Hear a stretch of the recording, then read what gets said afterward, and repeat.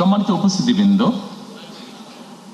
আজকে থেকে ৪৭ বছর আগে দেশ এবং জনগণের প্রয়োজনে বাংলাদেশ জাতীয়তাবাদী দলের জন্ম হয়েছিল। প্রতিষ্ঠার পর থেকে আজ পর্যন্ত বিএনপি তার আদর্শ থেকে বিচ্যুত হয়নি, চেষ্টা করেছে সবসময় তার যে আদর্শ সেটার ভেতরে থাকার জন্য। বিএনপির প্রতিষ্ঠাতা স্বাধীনতার ঘোষক শহীদ রাষ্ট্রপতি জিয়া রহমান দেশ পরিচালনার দায়িত্ব নিয়ে দেশের স্বাধীনতা সার্বভৌমত্বকে সুদৃঢ় করার চেষ্টা করেছিলেন। তিনি দেশে বহুদলীয় গণতন্ত্র করেছিলেন প্রতিষ্ঠিত, দেশে বাক এবং ব্যক্তি স্বাধীনতা ফিরিয়ে দিয়েছিলেন। একটি দুর্নাম ছিল স্বাধীনতার পরবর্তীতে তলাবিহীন ঝুড়ি বাংলাদেশের। সেই দুর্নাম থেকে মুক্ত করে দেশকে একটি স্বনির্ভর রাষ্ট্রে পরিণত করেছিলেন শহীদ রাষ্ট্রপতি জিয়া রহমান।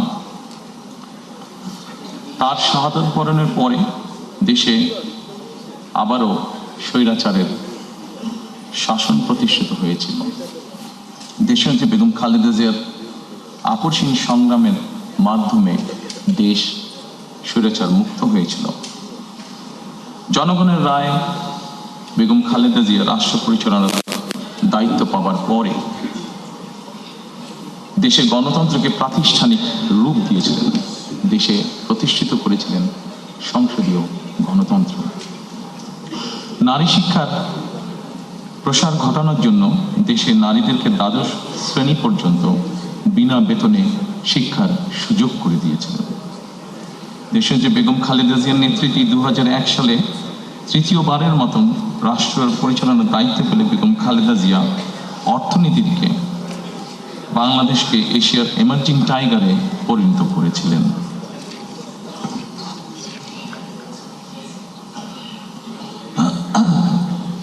প্রিয় সহকর্মীবৃন্দ, ফ্যাসিবাদী শাসনের 1.5 দশকেরও বেশি সময় জনগণের সকল ক্ষমতা কেড়ে নেওয়া হয়েছিল। দেশকে পরিণত করা হয়েছিল একটি তাবেদার রাষ্ট্রে। দেশের সকল সাংবিধানিক প্রতিষ্ঠানগুলোকে অকার্যকর করে দেওয়া হয়েছিল। হাজারো প্রাণের বিনিময়ে বাংলাদেশ ফ্যাসিবাদ মুক্ত হয়েছে। ফ্যাসিবাদ মুক্ত বাংলাদেশে আবারও জনগণের অধিকার প্রতিষ্ঠার সুযোগ তৈরি হয়েছে।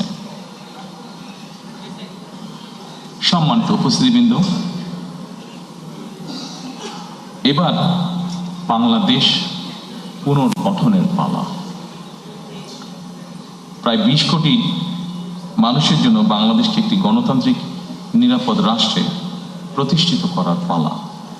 বাংলাদেশকে বর্তমান এবং ভবিষ্যৎ প্রজন্মের জন্য একটি নিরাপদ রাষ্ট্রে পরিণত করার জন্য বিএনপি কতগুলো সুনির্দিষ্ট পরিকল্পনা গ্রহণ করেছে। দেশ এবং জনগণের সুনির্দিষ্ট পরিকল্পনাকেই আমি বলেছিলাম আই হ্যাভ এ প্ল্যান।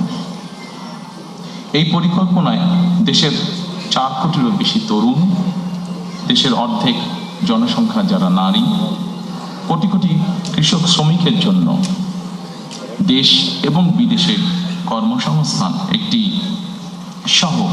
একটি স্বনির্ভর বাংলাদেশ গঠন করার জন্যই প্রতিটি সেক্টর ভিত্তিক কর্ম পরিকল্পনা আমরা গ্রহণ করেছি।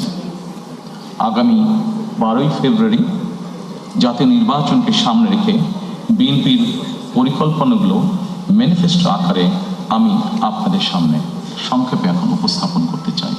আমি চেষ্টা করব খুব সংক্ষেপে বলার জন্য, খুব দীর্ঘ করে আপনাদের বিরক্তির উদ্রেক আমি করতে চাই না।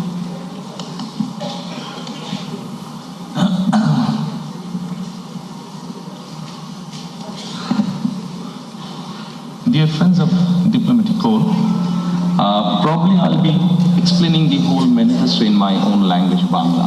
But I'm sure you have found that in the folder which you're holding, there's a copy in English. So it will be easy for you to understand what we'll be saying in Bangla. Exactly, the whole thing is in English. So I'll request you, if you can go through the document, you will know what we have or what we are explaining in Bangla. Thank you. সম্মানিত উপস্থিতিবৃন্দ, আমাদের সামগ্রিক পরিকল্পনাটিকে আমরা একটু ভাগ করেছি। মোটামুটি আপনাদের সামনে স্ক্রিন যেটা আছে, দুপাশে স্ক্রিন আপনারা যদি দেখুন, এই স্ক্রিনে আমরা 5টা স্তম্ভের মধ্যে বা 5টা ভাগে আমরা ভাগ করেছি, এবং এই 5টা ভাগকে যদি আমরা দেখি, এর ভিতরে আমরা বাকি জিনিসগুলোকে নিয়ে আসার চেষ্টা করেছি। আমাদের কাছে যতটুকু মনে হয়েছে কোনটা কোথায় সামঞ্জস্যপূর্ণ, সেভাবে আমরা সেই ডিপার্টমেন্টের মধ্যে সেগুলোকে আমরা ইনসার্ট করেছি। প্রথমে আমরা যেটি বলেছি রাষ্ট্র ব্যবস্থার সংস্কার, দ্বিতীয়ত আমরা বলেছি বৈষম্যহীন আর্থসামাজিক উন্নয়ন ও টেকসই রাষ্ট্রীয় সক্ষমতা অর্জন, তৃতীয়ত আমরা বলেছি ভঙ্গুর অর্থনীতির পুনর্গঠন ও পুনরুদ্ধার, চতুর্থত আমরা বলেছি অঞ্চল ভিত্তিক সুষম উন্নয়ন, এবং পঞ্চম বা শেষ যেটি ধর্ম, সমাজ, ক্রীড়া, সংস্কৃতি ও সংহতি বিষয়, যে বিষয়গুলো আছে। এখন আমরা প্রথমেই চলে আসি রাষ্ট্র ব্যবস্থার সংস্কার। সম্মানিত উপস্থিতিবৃন্দ, রাষ্ট্র ব্যবস্থার যে সংস্কার, আমরা যারা বিভিন্নভাবে প্রতিদিন খবর রাখি, দেশ জাতি সবকিছু দেখে আমরা এতটুকু বুঝেছি আমাদের রাষ্ট্রীয় ব্যবস্থার মধ্যে বেশ কিছু সংস্কারের প্রয়োজন আছে।